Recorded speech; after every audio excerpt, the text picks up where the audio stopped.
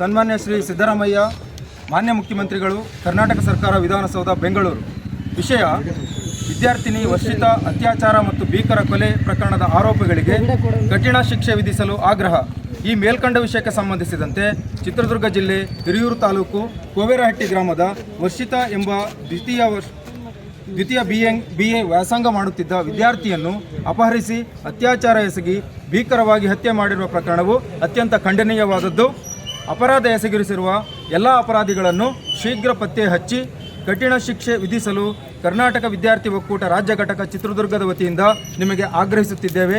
ತಪ್ಪಿತಸ್ಥರಿಗೆ ಕಾನೂನು ಪ್ರಕಾರ ಕಠಿಣ ಶಿಕ್ಷೆ ವಿಧಿಸುವಂತೆ ಹಾಗೂ ಇಂತಹ ಅಮಾನವೀಯ ಕೃತ್ಯಗಳು ಪುನಃ ಮರುಕಳಿಸದಂತೆ ಕಾನೂನು ಸುವ್ಯವಸ್ಥೆಯನ್ನು ಸದೃಢಗೊಳಿಸಲು ಕರ್ನಾಟಕ ವಿದ್ಯಾರ್ಥಿ ಒಕ್ಕೂಟವು ಈ ಮೂಲಕ ಆಗ್ರಹಿಸುತ್ತಿದೆ.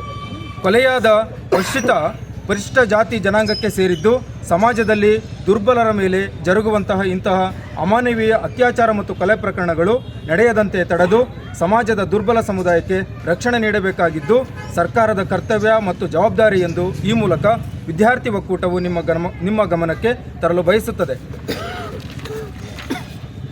ಆದ್ದರಿಂದ ಸದರಿ ಪ್ರಕರಣದ ಅತ್ಯಾಚಾರ ಮತ್ತು ಕೊಲೆ ಆರೋಪಿಗಳಿಗೆ ಶೀಘ್ರವಾಗಿ ಕಠಿಣ ಶಿಕ್ಷೆ ವಿಧಿಸುವಂತೆ ಕರ್ನಾಟಕ ವಿದ್ಯಾರ್ಥಿ ಒಕ್ಕೂಟದ ರಾಜ್ಯ ಘಟಕದ ವತಿಯಿಂದ ನಾವು ಆಗ್ರಹಿಸುತ್ತಿದ್ದೇವೆ. ಮುಂದುವರೆದು ವರ್ಷಿತಾ ಕುಟುಂಬಕ್ಕೆ ಸರ್ಕಾರದ ವತಿಯಿಂದ 1 ಕೋಟಿ ರು ಪರಿಹಾರ ನೀಡಬೇಕಾಗಿ ಎಂದು ಸಹ ನಾವು ಹಕ್ಕೊತ್ತಾಯವನ್ನು ಈ ಮೂಲಕ ನಾವು ಒತ್ತಾಯಿಸುತ್ತಿದ್ದೇವೆ.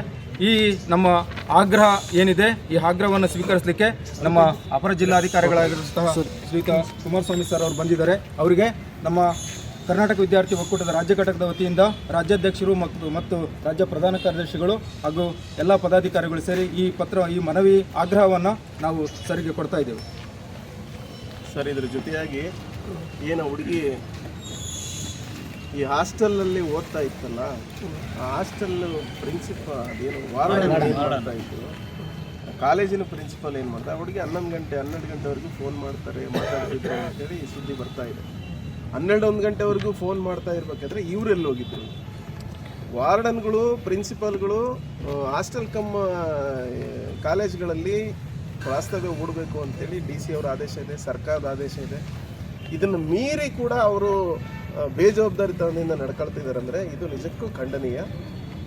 ಈ FIR ಅಲ್ಲಿ ಅಥವಾ ವಿಶೇಷ ತನಿಖಾ ತಂಡವನ್ನು ರಚಿಸಿ ಎಲ್ಲ ಹಾಸ್ಟೆಲ್ ಏನು ಹೆಣ್ಣುಮಕ್ಕಳು ಓದ್ತಾ ಇರ್ತಂಥ ಹಾಸ್ಟೆಲ್ಗಳಿಗೆ ವಿಶೇಷ ತನಿಖಾ ತಂಡವನ್ನು ರಚಿಸಿ ಸೂಕ್ತ ಅವರಿಗೆ ಕಾನೂನು ಅರಿವು ಮೂಡಿಸ್ಬೇಕು ಅಂತೇಳಿ ತಮ್ಮನ್ನು ಕಳಕಳಿ ಮನವಿ ಮಾಡ್ತಾ ಇದ್ವಿ. ಮತ್ತು ಈ ಕೇಸಲ್ಲಿ ಯಾವುದೇ ರಾಜಕೀಯ ಹಸ್ತಕ್ಷೇಪ ಮಾಡದೇ ಸ್ವತಂತ್ರವಾಗಿ ಪೊಲೀಸರಿಗೆ ಅವಕಾಶ ಕೊಟ್ಟು ಅಥವಾ ಯಾವುದಾದ್ರೂ ವಿಶೇಷ ತಂಡ ಏನು ಬೇಕಿಲ್ದಿರೋಕ್ಕೆಲ್ಲ SIT ಮಾಡ್ತಾ ಇದ್ದಾರೆ, ರಾಜಕೀಯಕ್ಕೋಸ್ಕರ SIT ಮಾಡ್ತಾ ಇದ್ದಾರೆ. ಈ ಚಿತ್ರದುರ್ಗದ ಘಟನೆ ಕೂಡ ಒಂದು SIT ತನಿಖಾ ತಂಡವನ್ನು ರಚನೆ ಮಾಡಲಿ ಅಂತೇಳಿ ನಿಮ್ಮ ಮುಖಾಂತರ ಸರ್ಕಾರಕ್ಕೆ ಒತ್ತಾಯ ಮಾಡ್ತಾ ಇದ್ದೀವಿ. ಕರ್ನಾಟಕ ವಿದ್ಯಾರ್ಥಿ ಒಕ್ಕೂಟ ರಾಜ್ಯ ಘಟಕ ಇವತ್ತೇನು ನಾವು ಮನವಿಯನ್ನು ಸಲ್ಲಿಸಿದ್ದೀನಿ, ಮನವಿಯನ್ನು ಸ್ವೀಕರಿಸಿದ್ದೀನಿ. ಮಾನ್ಯ ಜಿಲ್ಲಾಧಿಕಾರಿ ಮುಖಾಂತರ ಸನ್ಮಾನ್ಯ ಸಿದ್ದರಾಮಯ್ಯ ಮುಖ್ಯಮಂತ್ರಿಗಳಿಗೆ ಈ ಒಂದು ಪ್ರಕರಣದಲ್ಲಿ ನಿರ್ದಾಕ್ಷಿಣ್ಯವಾಗಿ ಕ್ರಮ ಕೈಗೊಳ್ಳಲಿಕ್ಕೆ ಕಳಿಸ್ಕೊಡ್ತೀವಿ. ಬೇರೆ ಏನು ಹಾಸ್ಟೆಲಿನ ಸುವ್ಯವಸ್ಥೆ ಬಗ್ಗೆ ತಕ್ಷಣವೇ ಸಂಬಂಧಪಟ್ಟ ಧನ್ಯವಾದಗಳು.